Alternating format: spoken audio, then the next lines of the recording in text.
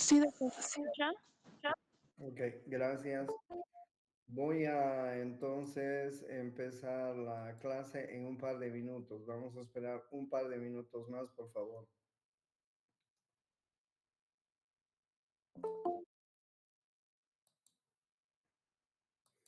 Es que sigue entrando.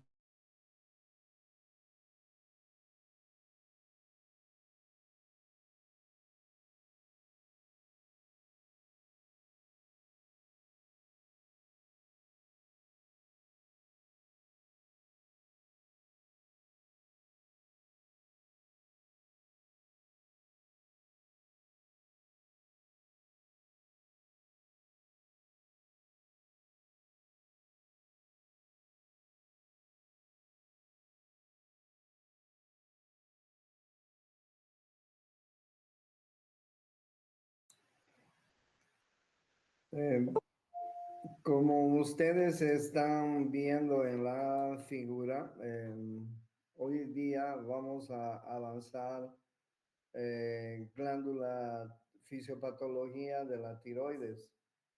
Hacerles recuerdo que la glándula tiroides es una glándula muy importante que, como todos ustedes ya saben por anatomía, fisiología, se localiza en la base del cuello por delante de los primeros anillos traqueales y que tiene dos lóbulos, un lóbulo derecho, un lóbulo izquierdo, tiene un istmo que los une y un pequeño cuernito que ustedes están viendo que se llama el lóbulo piramidal, que en algunas circunstancias existe y en algunas no.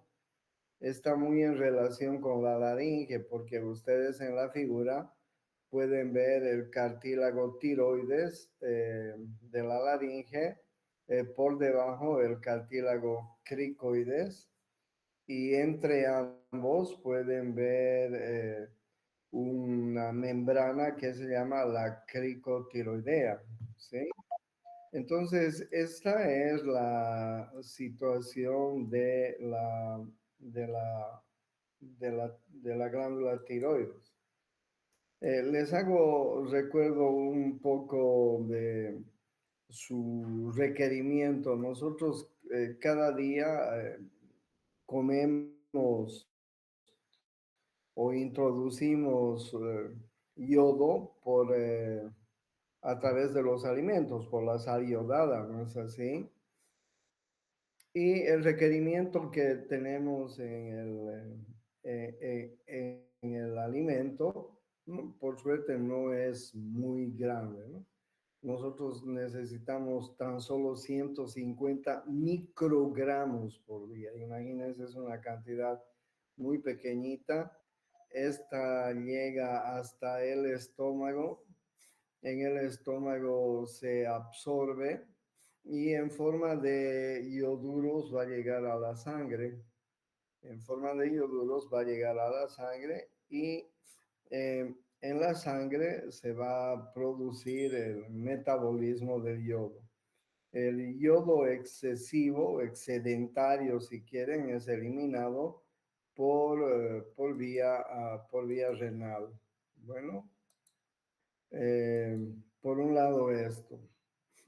Bueno, como les decía, la cantidad de yodo que necesitamos en el organismo es muy pequeña. Ustedes pueden ver la glándula tiroides en esta figura que está formada por pequeños lobulillos y en cada lobulillo hay estas células foliculares tiroideas y en el medio está el coloide. El coloide y al medio de ellos están los capilares sanguíneos que cumplen una acción muy importante. En medio de estas células foliculares, que son las células propiamente tiroideas, tiroicitos se los llama, están una célula C, la célula C, que son las que metabolizan calcitonina. Pero hoy día no vamos a hablar de ese tema, de la calcitonina, sino nos vamos a fijar y concentrar en el yodo, ¿ok? Entonces, bien, no se olviden que tenemos estas células foliculares que están rodeando los pequeños lobulillos tiroideos, folículos, así se llaman. Y en el medio tenemos el coloide, ¿ok? Bueno, la cantidad que entra a través de la sal iodada a nuestro cuerpo, después es absorbida por vía sanguínea, como ustedes pueden ver en esta figura, es absorbida por vía sanguínea. En forma de ioduros, de moléculas de iodur. Les hago recuerdo un poco de la, del metabolismo del yodo. Este ioduro que queda en la vía sanguínea, después de que se ha absorbido en el estómago, intestino, etcétera, tiene dos caminos. Es captado por los folículos que hay en la glándula tiroides y el resto es eliminado por el excedente, si quieren, es eliminado por la vía renal. Bueno, ahora bien, ¿qué pasa con este ioduro que queda en el torrente sanguíneo? Este ioduro que queda en el torrente sanguíneo tiene que entrar a las células tiroideas y después al coloide, donde se va a producir el metabolismo de las hormonas. Entonces, para que el yoduro entre a las células tiroideas y luego al coloide, necesitamos de una hormona, de la hormona tiroideo-estimulante, la TSH. Y como ustedes saben, la hormona tiroideo-estimulante es secretada por la glándula hipófisis gracias al influjo del hipotálamo. El hipotálamo produce TRH, hormona tiroideo o factor tiroideo estimulante, si quieren. ¿Ok? El hipotálamo. El hipotálamo produce TRH, la hipófisis produce TSH y esta hormona de TSH va a ser la que va, digamos, si ustedes quieren, inducir a que los ioduros comiencen a ingresar a la célula tiroidea. ¿Ok? ¿Y de qué manera entran los ioduros a la célula tiroidea? Pues es muy simple. Si ustedes se acuerdan, ahí se activa una bomba, la bomba ATPasa. Esta bomba ATPasa hace que salgan moléculas de sodio y entren moléculas de potasio, ¿sí? Como ustedes están viendo. Es un transporte activo, si se acuerdan en la biología de las células. Se produce un transporte activo que se llama la vía de la ATPasa. Entonces, esta ATPasa saca el sodio de la célula, mete el potasio. Y a continuación se produce un transportador, un cotransportador que se llama el zinc. ¿Ok? ¿Cuál es la función del zinc? La función del zinc es que esta molécula va a permitir que este cotransportador sea capaz de introducir las moléculas de yodo, ¿ok? Junto con el sodio. El zinc es un transportador del yoduro. Pues miren lo que hace la ATPasa. La ATPasa saca el sodio, mete el potasio, pero ese sodio tiene que entrar a la célula, ¿no es cierto? Y el cotransportador que se llama zinc va a introducir nuevamente a la célula, pero acompañado de ioduros. Y de esta forma se produce el ingreso del yoduro dentro de las células. ¿Ok? Ahora bien, este yoduro cuando ingresa dentro de la célula, tiene que introducirse dentro del coloide. Y dentro del coloide, para que se introduzca dentro del coloide, mejor dicho, tiene que haber un otro cotransportador que se llama la pendrina. Y la pendrina es el cotransportador que va a introducir el yoduro dentro del coloide. Entra el yoduro al coloide y salen moléculas de cloro hacia la célula. Es un intercambio entre yodo y cloro. Así como aquí hay un intercambio entre sodio y potasio, aquí hay un intercambio entre cloro y yodo. ¿Ok? Entonces, ¿cuál era el primer paso? Se produce la ATPasa.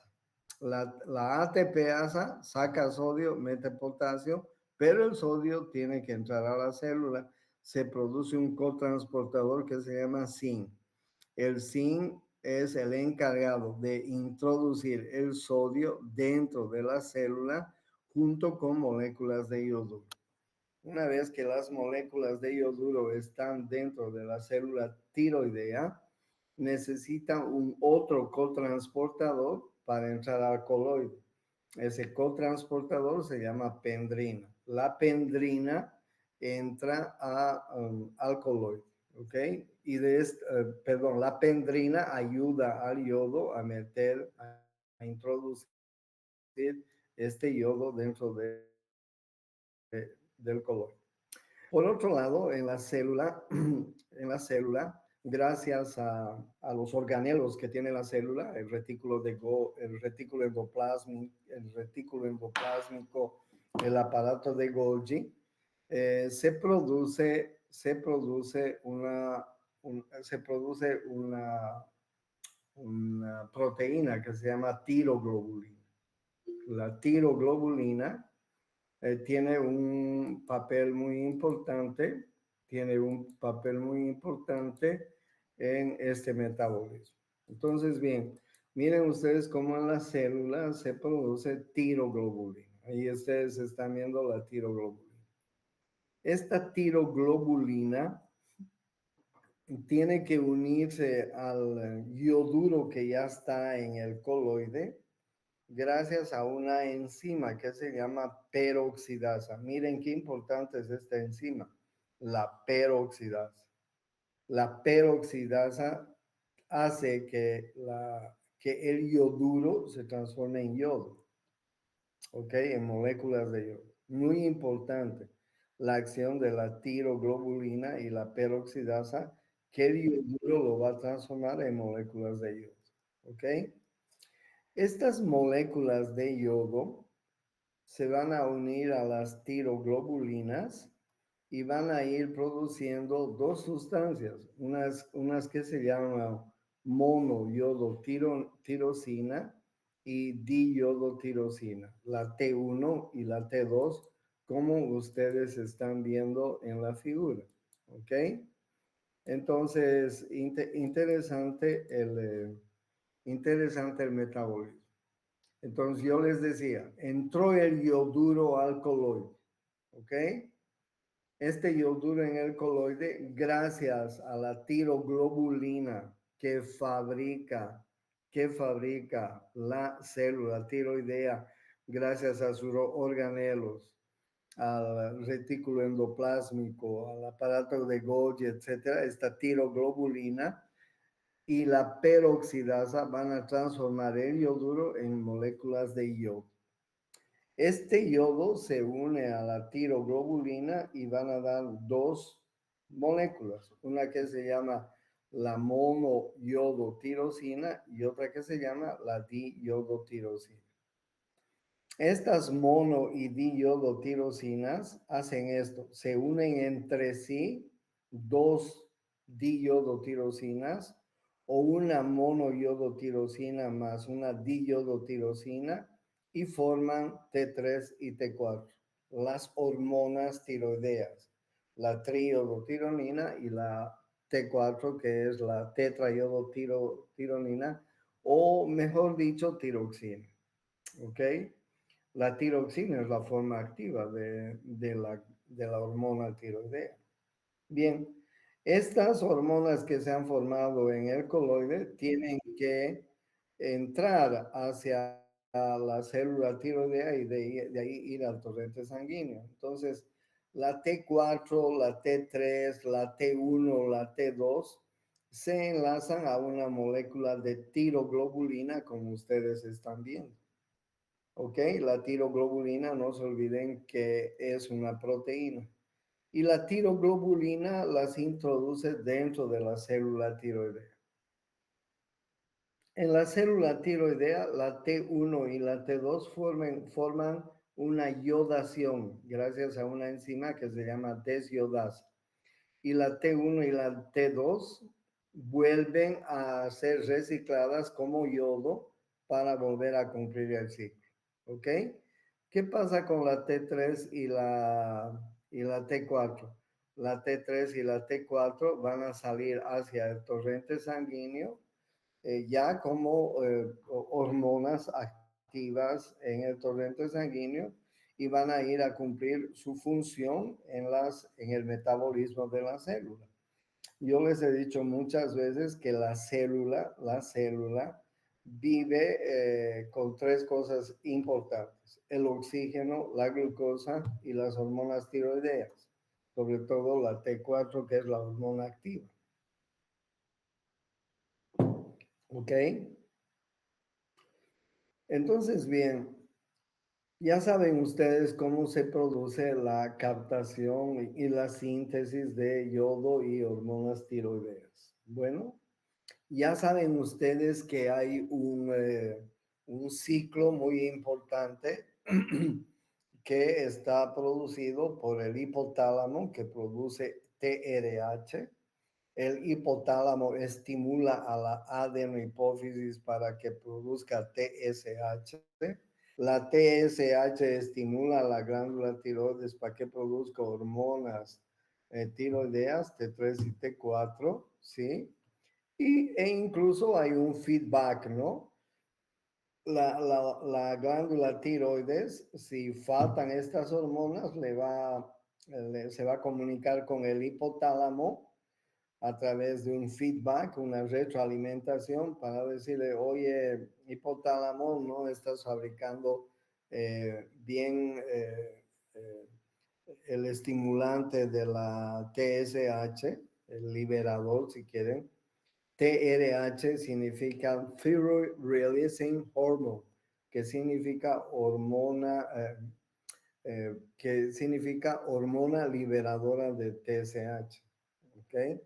Entonces, la glándula tiroides le va a decir al hipotálamo: no estás fabricando TRH, hormona liberadora de TSH. Y este paciente no tiene la suficiente cantidad de hormonas tiroideas y está haciendo un hipotiroidismo. O de lo contrario, le va a decir al hipotálamo: estás fabricando mucho TRH. Y la adenohipófisis está fabricando mucha TSH.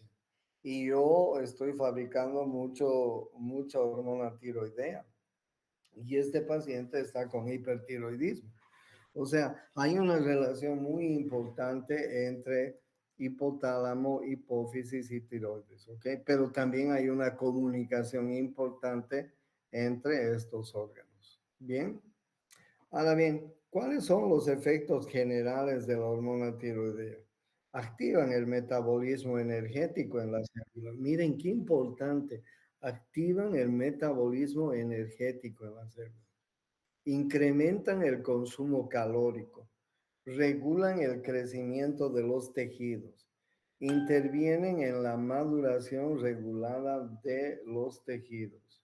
Regulan el recambio de todos los sustratos, vitaminas y hormonas. ¿Qué les parece? ¿Sí? Entonces, los efectos metabólicos de las hormonas tiroideas son tremendos.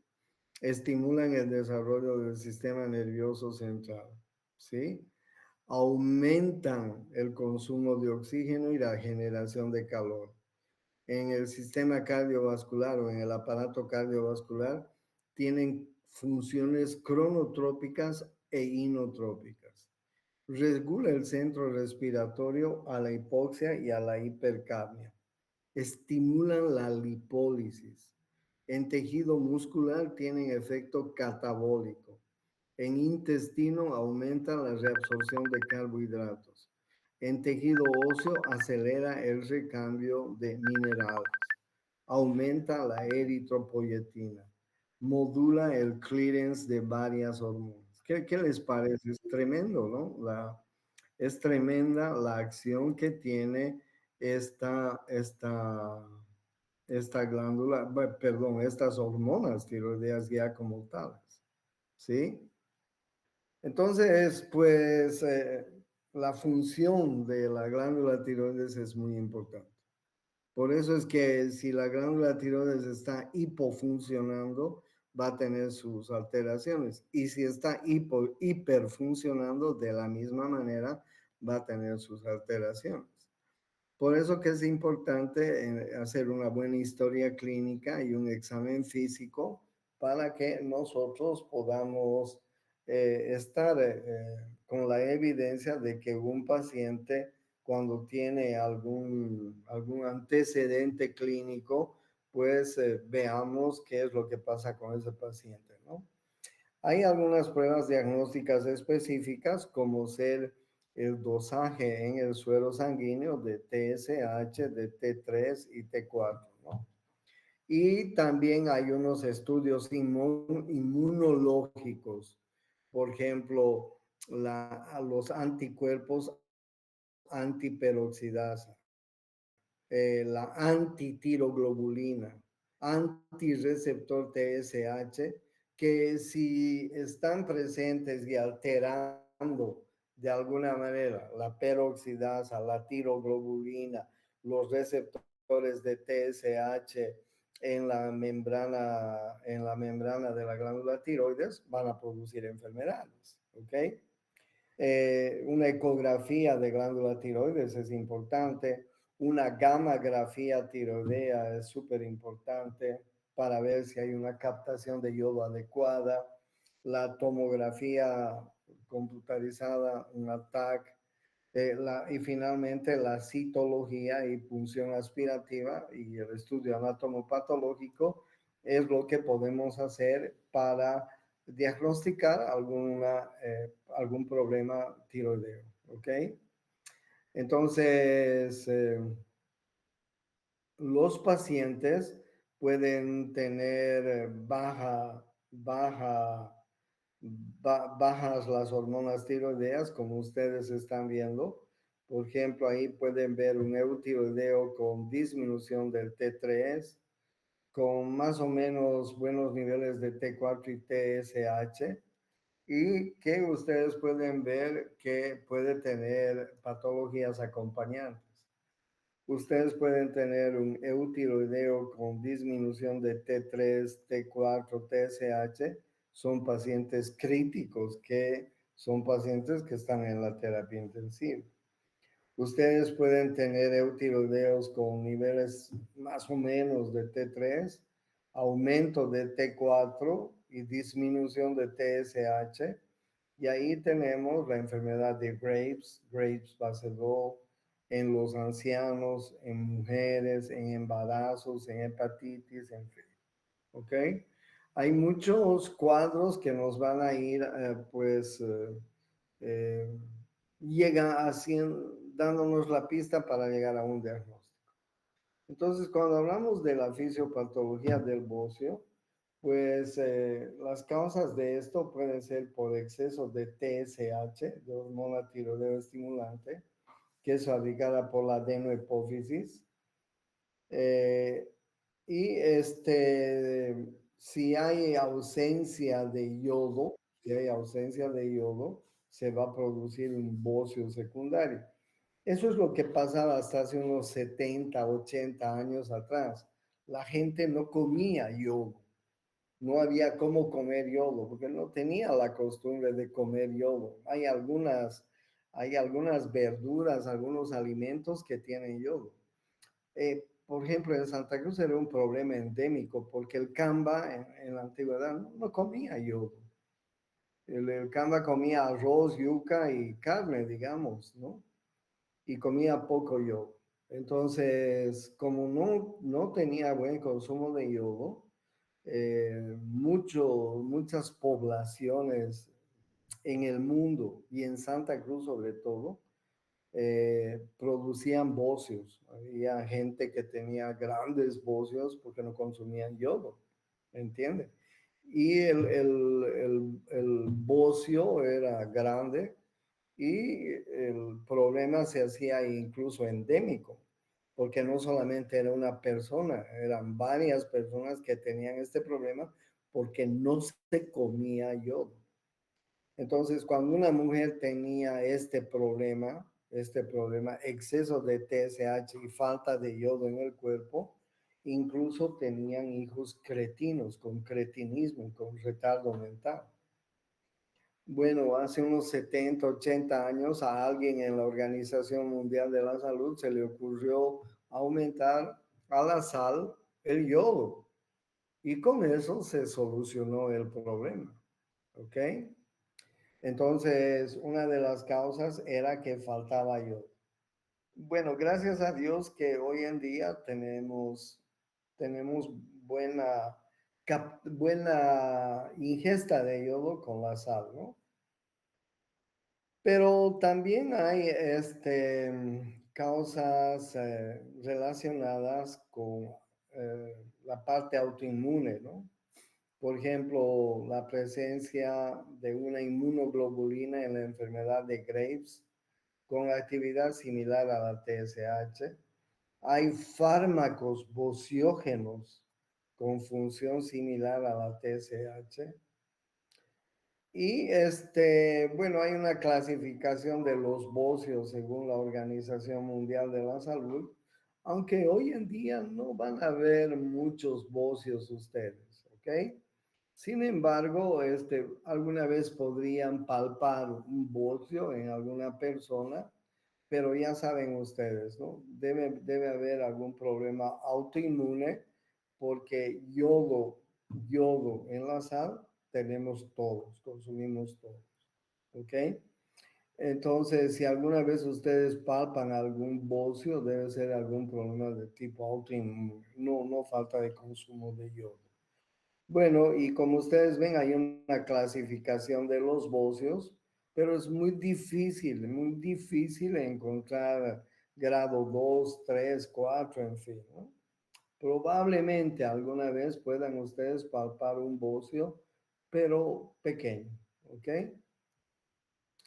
Entonces, fíjense ustedes los bocios, ¿no? Pueden ser por carencia de yodo, por un defecto congénito de la síntesis hormonal, puede ser autoinmune, sobre todo en la enfermedad de Graves-Basedow, en la tiroiditis crónica, podría ser inflamatorio y finalmente, claro, este es importante, tumoral en el cáncer, en el cáncer de tiroides o en algún tumor benigno de tiroides. ¿Ok?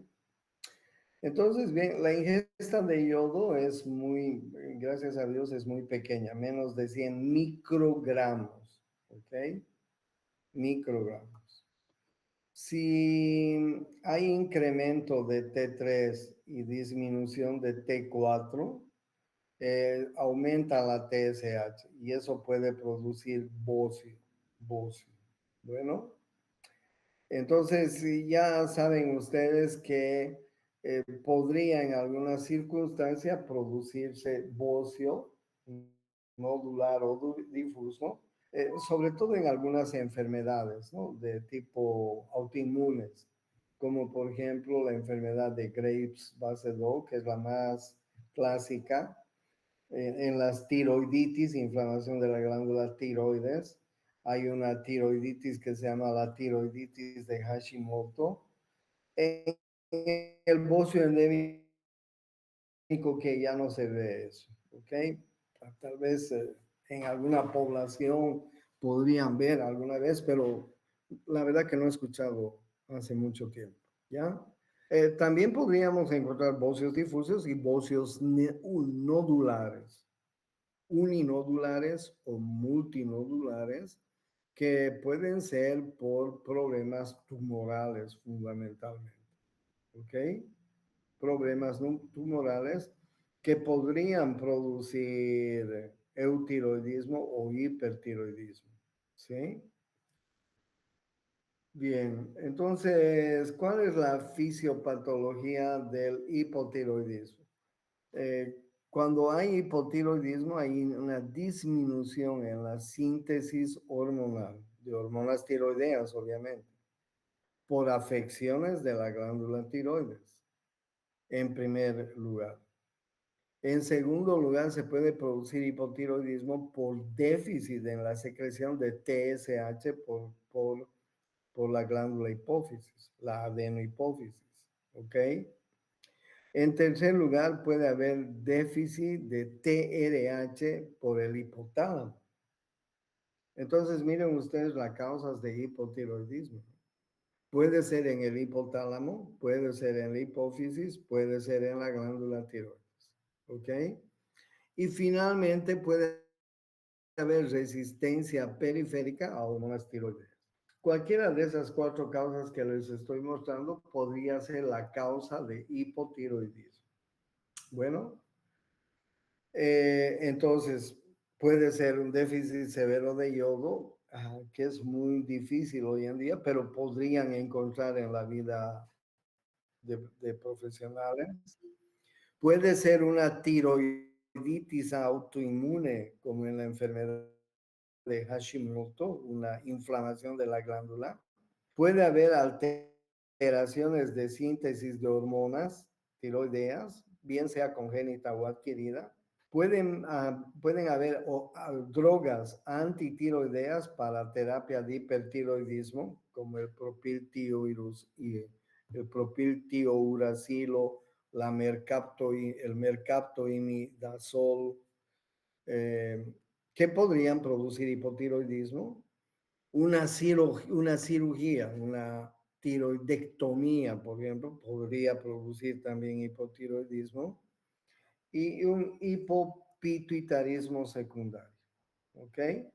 Entonces, todas estas causas son causas de hipotiroidismo. Hipotiroidismo, no se olviden. Bueno, ¿cuál es la evaluación clínica cuando tenemos un paciente con hipotiroidismo?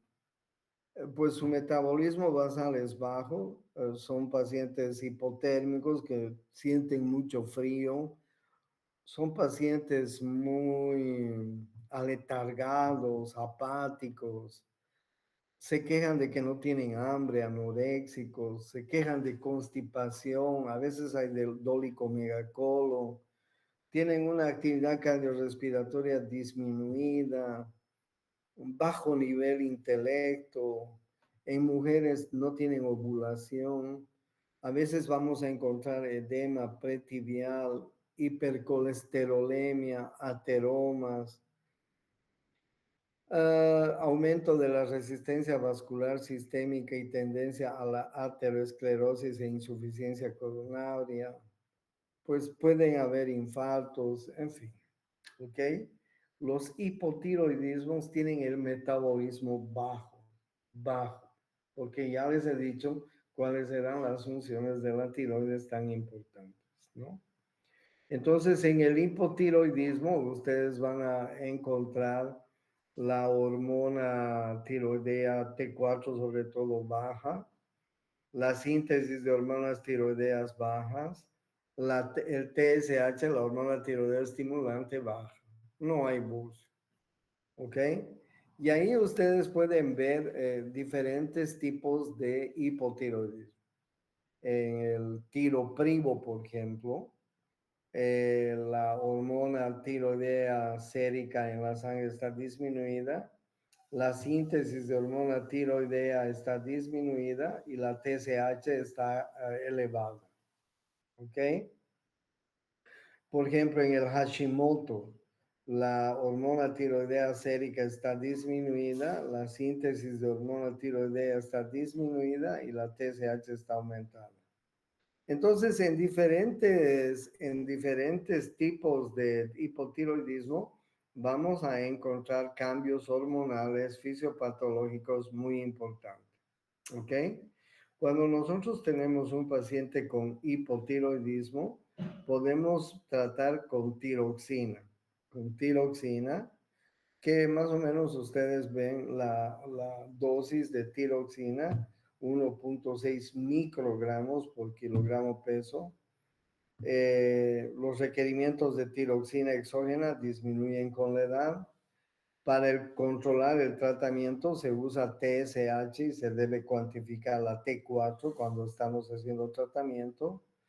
En pacientes mayores y cardiópatas, la tiroxina se debe iniciar a 25 microgramos.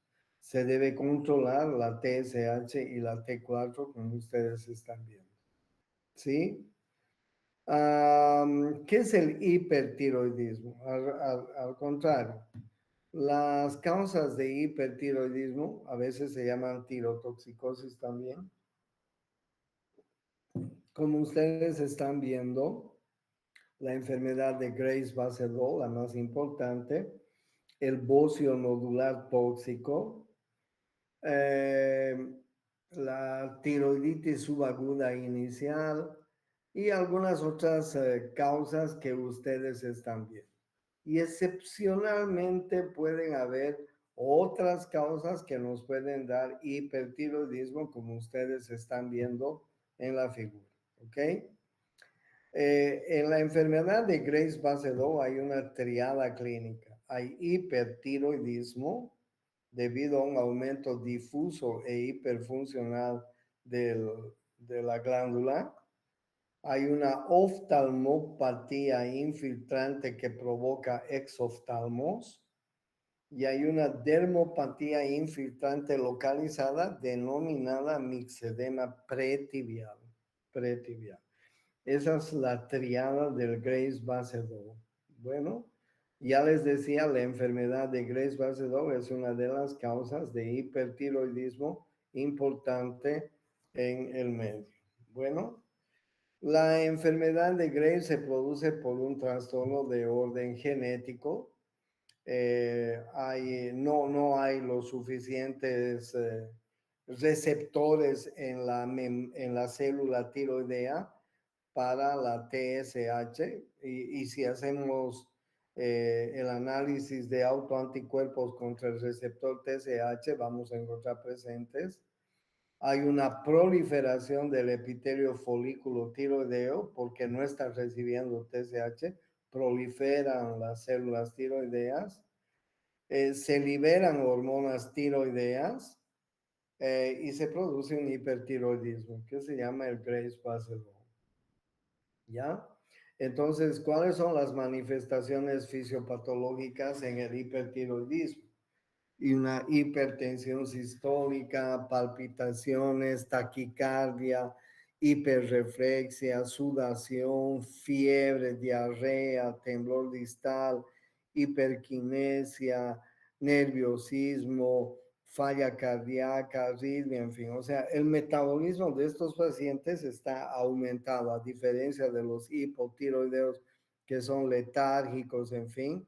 Los hipertiroideos tienen al contrario, pues mayor actividad metabólica, ¿no? Y ellos van a sentir, eh, algunas sensaciones clínicas importantes como las que ustedes están viendo en la figura. Bueno, entonces, ¿hay cambios hormonales en el hipertiroidismo? Claro. Si es secundario, vamos a ver que la hormona tiroidea T4, sobre todo T3, están aumentadas. La síntesis de hormonas tiroideas están aumentadas. La TSH está aumentada. ¿Sí? Puede producir un bocio difuso. En el Graves, las hormonas tiroideas están aumentadas en la sangre. La síntesis de hormonas tiroideas están también aumentadas. La TSH está disminuida. Y así sucesivamente por tiroiditis, por ejemplo, la tiroiditis de Hashimoto, la hormona tiroidea está aumentada, la síntesis de hormonas tiroideas pueden o no estar aumentadas, la TSH está disminuida, ¿sí? Y así en cada una de los hipertiroidismos y sus causas podemos encontrar alteraciones en las hormonas tiroideas. Bueno, cuando nosotros tenemos hipertiroidismo o tenemos pacientes con hipertiroidismo, pues podemos dar drogas antitiroideas que son indicadas por corto tiempo para, pues, preparar muchas veces para la cirugía. El propiltiuracilo inhibe la síntesis de hormonas tiroideas. Pero el propiltiuracilo es un medicamento que puede dañar, que tiene efectos secundarios, como ustedes ven. Produce agranulocitosis, daño hepático, síndrome lúpico, en fin. A veces debe ser acompañado por beta-adrenérgicos, como el tiopropanolol, para los síntomas hiperadrenérgicos. ¿Ok? Pues hay algunas otras indicaciones cuando tenemos hipertiroidismo o tirotoxicosis, como el radioyodo, indicado en el Grace Basedow, y finalmente la cirugía, ¿no es cierto? Entonces, y bueno, y alguna vez podemos tener pacientes con tormenta tiroidea, es decir, una elevación grave de las hormonas tiroideas. Y cuando tenemos esto, pues tenemos que inhibir la síntesis de T4 con propiltiuracil. Miren ustedes, 800 a 1200 miligramos. La verdad que he visto un par de veces en mi vida profesional una tormenta tiroidea y no he visto más. No veo, no se ve mucho tormentas tiroideas. La clasificación de la tiroiditis pueden ser agudas, pueden como supuradas y no supuradas, pueden ser no infecciosas, traumáticas, actínicas o físicas o químicas u hormonales. Pueden ser tiroiditis subaguda, granulomatosa. Pueden ser tiroiditis crónicas, infecciosas inespecíficas. Hay algunas infecciones, enfermedades que pueden producir tiroiditis, como la TB, la sífilis. Pueden haber linfocitaria de Hashimoto y fibrosas de Riemann. ¿Ok? ¿Qué más? Pues no, nada más. Esto es todo lo que quería darles de la glándula tiroides, del hiper y del hipotiroidismo. Hasta aquí vamos a dar el examen que yo se los he programado, como ustedes saben, para el martes 11 de noviembre. Es decir, dentro de 2 semanas vamos a dar hasta aquí el examen. Y una semana, ¿hemos quedado así o estoy equivocado? Hemos quedado así, ¿no? El 11 de noviembre va a ser el último examen. Y un par de semanas después o una semana después puede ser la segunda instancia, de tal manera que hasta fines de noviembre yo ya puedo entregar las notas a la dirección de carrera, al sistema, ¿ok? ¿Tienen alguna pregunta?